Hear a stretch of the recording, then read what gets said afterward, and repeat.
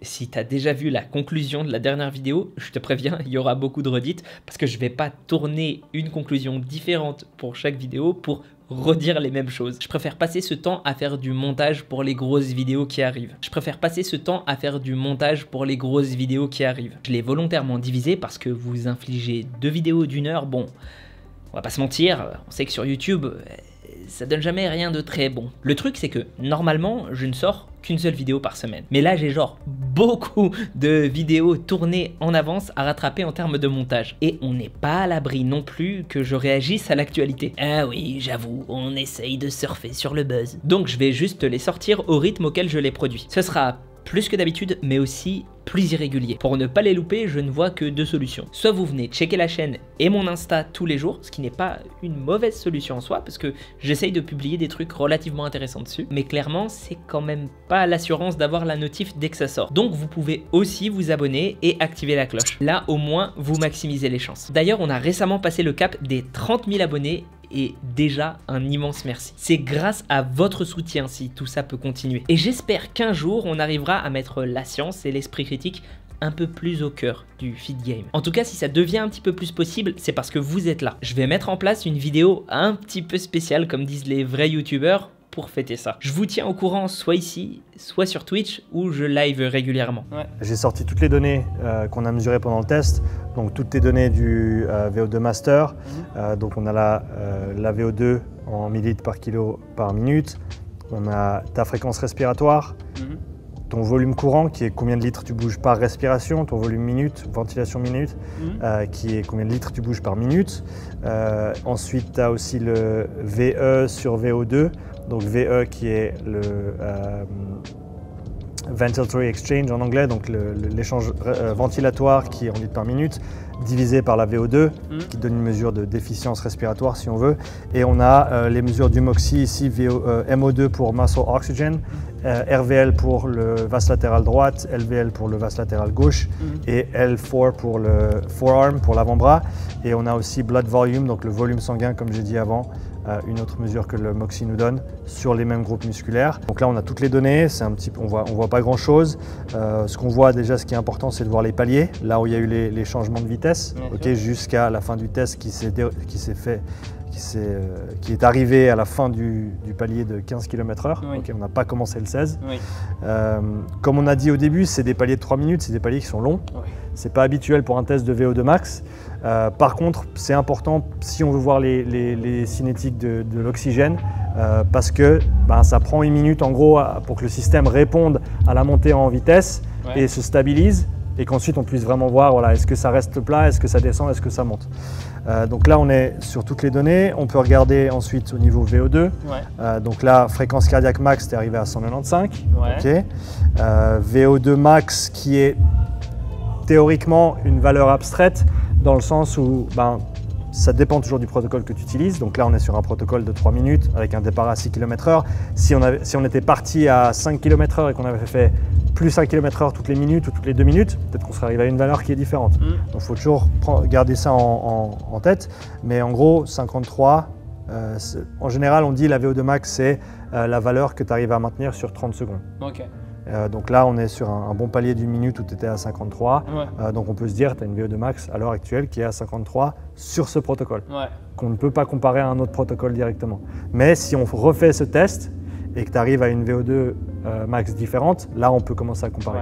C'est là aussi l'intérêt d'un test comme ça, c'est de te donner un point de données dans le temps, enfin plusieurs points de données, un benchmark, et quand tu effectues tes entraînements, tu retestes plus tard et ça te permet de voir quel a été l'effet de l'entraînement, est-ce que ça a fait bouger ce que je voulais faire bouger, est-ce que je bouge dans le bon sens, etc.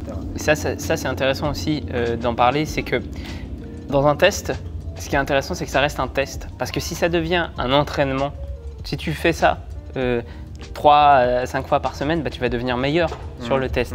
Mais tu ne deviendras pas nécessairement meilleur dans les autres qualités, tu deviendras peut-être juste meilleur sur le test. Alors évidemment que ça va t'entraîner un peu à certains égards, mais ça ne va pas t'entraîner non plus. Je veux dire, il faut que ce soit le témoin de ton entraînement ailleurs. Il ne faut pas que ce soit tu deviennes juste meilleur sur le test. Parce que sinon, on connaît des gens qui vont faire juste les tests et puis dire j'ai une VO2 max qui défonce, tu vois ce que je veux dire. Et c'est pas comme ça que ça fonctionne. En revanche, par exemple, et ça je vais le conseiller à tous ceux, parce que je sais il y a beaucoup de gens qui passent leur BPJEC et qui me demandent pour le test navette. Comment s'entraîner pour le test navette qui en fait on doit valider un certain palier. Et en fait moi je pense que même s'il ne faut pas aller aussi haut à chaque fois, il ne faut pas chercher à s'épuiser parce qu'on s'épuise sur un test navette, etc. Je pense que c'est bien quand même de le faire régulièrement pour être familiarisé avec le test en lui-même, pour savoir un petit peu où est-ce qu'on s'arrête, où est-ce que machin, d'essayer de le faire peut-être si tu as le temps, tu vois, genre une fois toutes les 3 semaines, quelque chose comme ça, histoire de quand même, tu vois, pouvoir un peu progresser sur le test en lui-même. Parce que si c'est le test qui est ton épreuve d'effort, c'est quand même important de se familiariser avec. Voilà, c'est tout. Tout à fait d'accord. Pouvoir exécuter le test correctement, c'est super important, surtout dans un contexte où tu vas être jugé sur le test. Exactement. Donc, comme il l'a dit, répète ton test avant de devoir faire le test. Et puis, comme toujours, c'est un test dans le temps. Peut-être que demain, tu peux faire mieux, peut-être que hier, c'était pire. Donc, ça a ses limitations, le fait de faire un test en lui-même, mais d'où l'intérêt d'avoir un suivi dans le temps.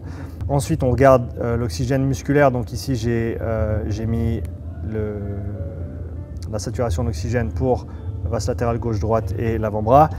Jambe droite en bleu, jambe gauche en rouge et avant-bras en jaune. Donc on voit des dynamiques qui sont légèrement différentes, ce qui est normal dans le sens où l'avant-bras c'est un muscle qui est non impliqué dans l'effort, donc il va réagir différemment. Okay, on voit déjà une chose qu'on peut observer, c'est un plateau ici sur ces 2 premiers paliers et ensuite une descente progressive. Donc on a un point d'inflexion qui se situe sur les 8 km/h ici et pareil sur la jambe gauche ici. Okay, on a une tendance qui est plate et là d'un coup on a une tendance qui commence à descendre.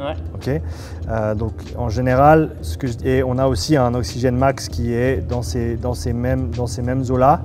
Okay, donc on peut mettre un premier petit point sur 8 km/h comme étant ton premier seuil, donc VT1. Ici en l'occurrence, ça n'existe même pas, mais OT1, le seuil d'oxymétrie 1. Ce qui est intéressant, c'est que tous ces différents seuils se recoupent, qu'on regarde au ventilatoire, qu'on regarde au niveau de l'oxymétrie. Donc ça, c'est une première chose à garder en tête, c'est ce 8 km/h. Okay. Deuxième chose à garder en tête, en regardant le muscle non impliqué, donc l'avant-bras, on a cette tendance légèrement descendante, mais qui est quand même assez plate. Et on voit qu'à 11 km/h, il y a quand même un point d'inflexion qui se fait, un changement dans la dynamique générale. Donc pour l'instant, je garde en tête premier point d'inflexion 8, deuxième point d'inflexion 11. Et on va passer sur les autres tableaux pour voir ce qui se passe à ces niveaux-là.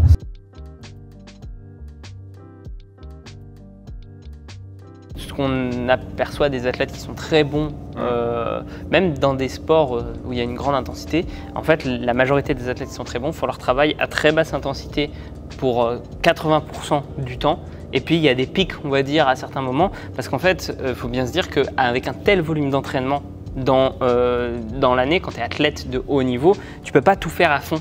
Tu peux pas être tout le temps à fond de balle, etc. Et donc les gens qui disent ouais, je vais m'entraîner comme un athlète et je vais faire des trucs de malade, je vais m'exploser, etc.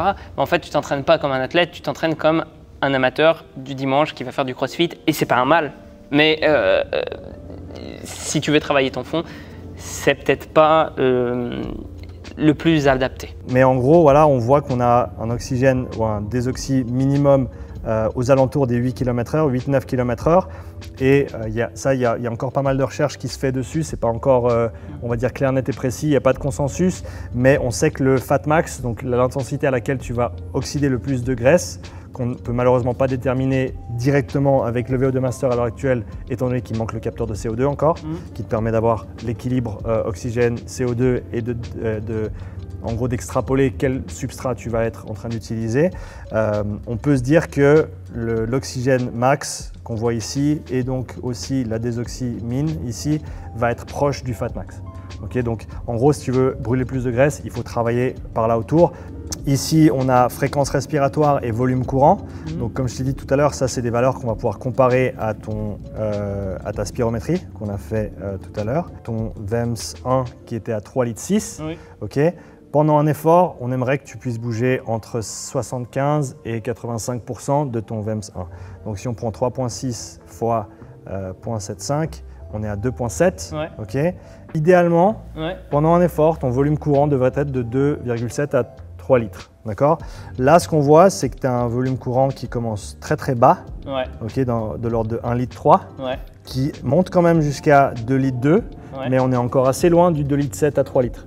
Ouais. Donc ce que ça nous et de concert avec ça, une fréquence respiratoire qui donc va devoir être très haute pour faire part au fait que ton volume courant il est bas par rapport à ta capacité. Donc là, tu vois, ce qu'on voudrait voir, si on revient sur nos graphiques d'avant et qu'on se dit que, en gros, si on utilise le modèle de 3 zones d'endurance, la zone 1 étant en dessous du premier seuil, zone 2 étant entre le premier et le deuxième seuil, zone 3 étant au-delà du deuxième seuil, pour faire très simple. En zone 1, on devrait se trouver, voilà, en zone 1, on veut être entre 18 et 22 respirations par minute. Tu parlais notamment d'un appareil tout à l'heure. Donc moi, en fait, j'aurais tout intérêt à prendre cet appareil-là pour développer ma capacité respiratoire. Ouais. Parce qu'il y a beaucoup de gens qui pensent que la capacité respiratoire, j'ai eu encore des gens qui m'ont parlé de ça récemment, qui m'ont dit oui, la capacité respiratoire au niveau des athlètes des transgenres. Et qui me disaient oui, la capacité respiratoire d'un homme, d'une femme, c'est pas pareil, donc les athlètes transgenres sont, on va dire, avantagés. C'est pas que le volume de tes poumons ou dans ta cage thoracique. En fait, la capacité respiratoire, c'est tes muscles. En fait, c'est tes muscles respiratoires qui vont bien expirer ou bien inspirer. Donc du coup, en fait, on peut pas. Alors, je ne vais pas rentrer dans les polémiques transgenres, etc. Mais ce que je veux juste te dire par là, c'est que on peut l'entraîner. C'est quelque chose qui est entraînable. Qui, si tu es un homme, du coup, tu as plus de muscles. En règle générale, plus de testostérone, plus de muscles. Tu vas avoir une capacité plus importante, et à l'inverse, si tu es une femme, ça va être moins le cas, mais tu peux l'entraîner aussi si tu es une femme. Enfin voilà, donc j'essaye de sortir les choses un peu plus concrètes, parce que je dis pas du tout que c'est pas concret, ce que tu dis là, au contraire c'est très concret, mais c'est vrai que ça peut sembler un petit peu jargonnant, un petit peu scientifique, et du coup, nous, si on parle entre nous, déjà moi, c'est pas ma spécialité, donc des fois je me dis, attends, ah oui, c'est ça, mais alors j'imagine pas les gens qui regardent, donc des fois je me permets de juste dire les choses. Si vous voulez vous entraîner, si vous avez ces données-là, vous pouvez savoir concrètement comment vous entraîner. Il faut prendre un truc et s'entraîner sa respiration. Donc je vais peut-être le faire parce que ça m'intéresse. Ouais. Alors comme tu disais avant, tu peux l'entraîner. Il y a ce petit outil qui sera dirigé plus sur la puissance expiratoire, donc le fait de pouvoir expirer assez d'air sur cette première seconde, qui va être corrélé d'une certaine manière à ça. Par contre, ce qui nous manque malheureusement avec le petit appareil, c'est la possibilité de quantifier le volume avec lequel tu travailles. En sachant que là, on a une limitation, on pourrait dire qu'il y a j'aime pas parler de limitation, j'ai même parlé de potentiel d'amélioration. Tu as un potentiel d'amélioration qui est assez conséquent au niveau respiratoire, mais sur le volume. Dans le sens où ton volume, tu l'as, tu as 3,6 litres à expirer, on devrait être entre 2,7 litres et 3 litres. Là, on n'y est pas. Donc, ça, tu peux l'entraîner avec un appareil. Une autre façon de l'entraîner, c'est trouver une certaine foulée et de coordonner ta respiration avec pour avoir une certaine fréquence par minute. Par exemple, avec les sans matos, sur le vélo, très simple, tu te mets à 80 RPM, 80 RPM et tu respires en 4-4. 4 coups de pédale inspiratoire, 4 coups de pédale expiratoire, ce qui veut dire que tu te retrouves à respirer 20 par minute. Donc si tu fais ton travail de cardio et que peut-être tu sais que tu ventiles un petit peu trop d'habitude ou que tu respires trop rapidement en général, ça peut être un moyen très simple avec un métronome ou avec, encore une fois, juste en comptant par rapport à un rythme donné, de faire en sorte de coordonner ta respiration au mieux. Donc comme je t'ai dit, idéalement là on voudrait être aux alentours des 20, on est déjà aux alentours des 30 dès le départ et on voit que ça monte très très haut, de l'ordre de 60 respirations par minute, ce qui est très très haut. Tu arrives à tenir 2 litres malgré ça, ce qui est assez impressionnant, mais idéalement ce qu'on voudrait voir c'est en gros cette courbe bleue qui redescend d'un cran et cette courbe rouge qui remonte. Donc plus de séparation entre ces deux, plus de respiration, plus de litres, plus d'air par respiration et moins de respiration par minute pour au final arriver à un échange ventilatoire qui sera équivalent ou alors même peut-être un petit peu plus haut. Là on voit ces deux valeurs-là, donc fréquence respiratoire à nouveau en bleu et ventilation minute. Là on n'arrive pas à avoir nécessairement un point d'inflexion, mais on a ces données de ventilation minute, tu es monté jusqu'à 123 litres, donc tu bougeais 123 litres d'air par minute à la fin du test. Et ce que j'ai fait aussi, c'est que j'ai regardé tes battements par minute et ta VO2 à ces vitesses-là ou à cette vitesse-là. Donc tu es à 65% de ta fréquence cardiaque max à ton premier seuil, 62% de ta VO2 max, et ton VT2 qui va être proche de ta puissance critique ou ta vitesse critique dans le cas de la course ici, en sachant que les deux représentent la même chose. Donc ton seuil critique qui va se trouver très certainement aux alentours des 11 km/h à 160 BPM, et qui est donc à 82% de ta fréquence cardiaque max, VO2 à 37, qui est 70% de ta VO2 max. Okay, donc ça, à mon avis, un des intérêts principaux de ce test, c'est de pouvoir déjà déterminer ces valeurs-là et de pouvoir quantifier ces valeurs dans le temps, dans ton entraînement futur, tous les 3 mois, tous les 4 mois. Parce que, encore une fois, si par exemple tu te dis, voilà, je veux faire un cycle d'endurance, tu as parlé de beaucoup de volume à basse intensité, notamment les cyclistes, pour ça énormément. Tu as parlé de 75-80% du volume d'entraînement à basse intensité, c'est ce qu'ils font, ils passent des heures par semaine, des dizaines d'heures par semaine à ces intensités qui sont, pour nous, qui sont dures, mais qui pour eux sont basses. Ils sont à 250 watts pendant 3 heures, 4 heures. Tu vois, pour un mec comme moi, c'est pas loin de ma puissance critique. Et donc, ils ont l'impression, pour eux, ils vont lentement, mais pour nous, ils vont quand même très très vite. Et donc, passer du temps à ce premier seuil, en fait, donc pour toi, 8 km/h. Donc c'est lent, c'est un jog. Vraiment un petit footing, quoi. C'est de loin pas de la course à pied. En tout cas, tu n'avances pas super vite à 8 km/h. Mais en gros, si tu veux faire du volume, si tu veux faire de l'endurance, si tu veux faire ton fond, si tu veux améliorer ton efficience métabolique, en gros, brûler plus de graisse, etc., c'est là que ça va se passer. C'est à cette intensité-là qu'il va falloir travailler, ou autour de cette intensité-là. Et ce qui est intéressant, c'est de voir ensuite ces valeurs de fréquence cardiaque relative et VO2 max relative qui devraient, si tu fais bien les choses, monter. Et du coup, pour tout ce qui est Moxy, etc., parce que là, on a fait beaucoup la VO2, est-ce que tu aurais d'autres recommandations particulières vis-à-vis de ça ou pas du tout?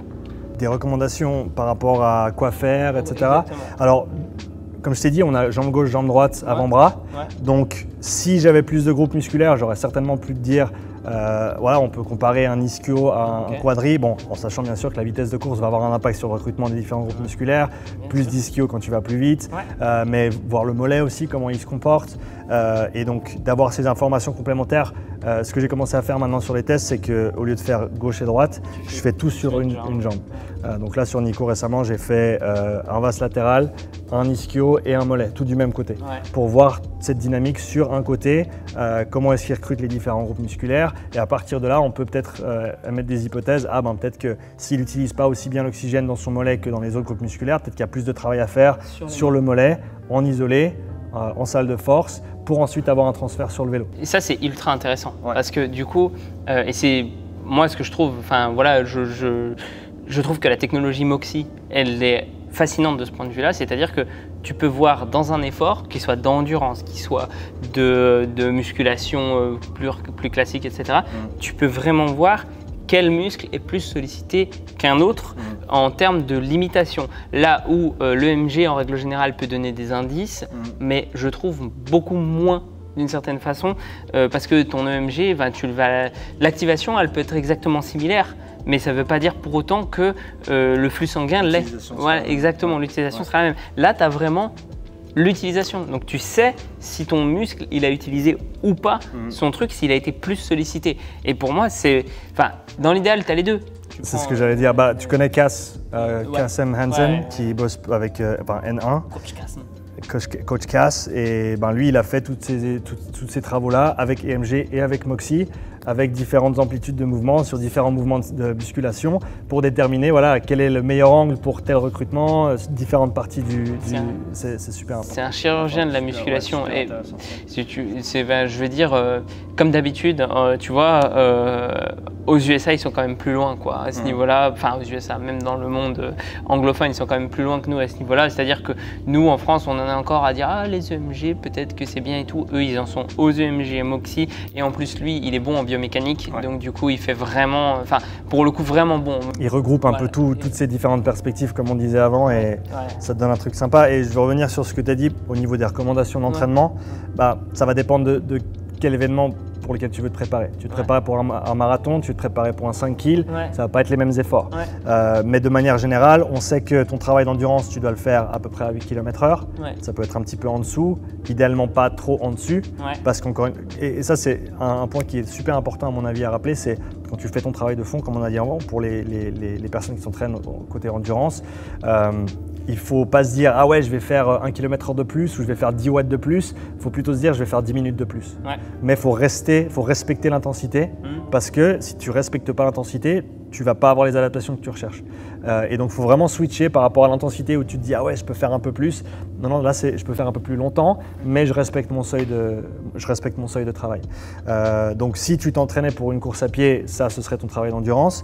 Et après, tu aurais ton travail de seuil, entre guillemets, qui va se passer autour de tes 11 km/h. Donc, tu peux avoir des intervalles qui font par-dessus, par-dessous. Donc, tu vois, tu fais du 12,5, puis après, tu fais du 9,5, et puis tu alternes. Tu fais des blocs de travail au-dessus de 6 minutes avec 4 minutes de repos, ensuite repos, et tu recommences. Et après, tu as le travail plus d'intensité de VO2 max, si tu veux, qui va se passer à des intensités un petit peu plus élevées. En général, on dit à 120% de ta vitesse critique dans ces alentours-là, en sachant que ta VO2 max, là, tu l'as atteinte à 15 km/h, mais si je te fais courir à 14 km/h pendant un petit peu plus longtemps, il y a cette chose qu'on appelle la composante lente de la VO2, qui est en gros, une fois que tu as passé ce deuxième seuil, une fois que tu as passé ta vitesse critique, tu vas arriver à l'échec à un moment donné, certainement dans les 20, 25, 30 minutes peut-être, mais tout se dirige dans cette direction. Même la VO2 continue à gentiment grimper, malgré le fait que tu sentes que tu es bien, il y a cette composante lente qui fait que ça continue à grimper au-dessus de ce deuxième seuil. Donc, tout ça pour dire, tu n'as pas besoin d'être à 15 km/h pour atteindre ta VO2 max. Si tu passes assez de temps à 14 km/h, tu vas l'atteindre aussi. Tu as différentes manières de le faire. Au niveau VO2 max, tu as des blocs longs de 4 minutes, de 6 minutes, de 8 minutes, à des intensités assez élevées que tu répètes. Tu as aussi des intervalles beaucoup plus courts qui deviennent populaires maintenant, surtout au côté cyclisme, où tu fais du 30-15, répété 10 ou 12 fois, tu prends 10 minutes de repos, tu refais. Et ça te permet de passer, en fait, d'accumuler plus de temps à des pourcentages élevés de ta VO2 max, qui permet de travailler cette capacité-là et de continuer à progresser. Donc, de manière générale, tu as ces 3 types d'entraînement qui seront ensuite distribués sur ta semaine selon tes besoins de compétition ou selon tes besoins du moment qu'on aura déterminé au travers du test. Eh ben parfait, moi je pense qu'on a bien bouclé la séance. On va passer à l'entretien, on va faire ça un peu plus court, je pense, histoire de faire un truc un peu condensé. On va expliquer 2-3 notions. Et puis voilà, mais en tout cas, c'était super. Et puis sur ce, prends soin de toi et à la prochaine. Ciao.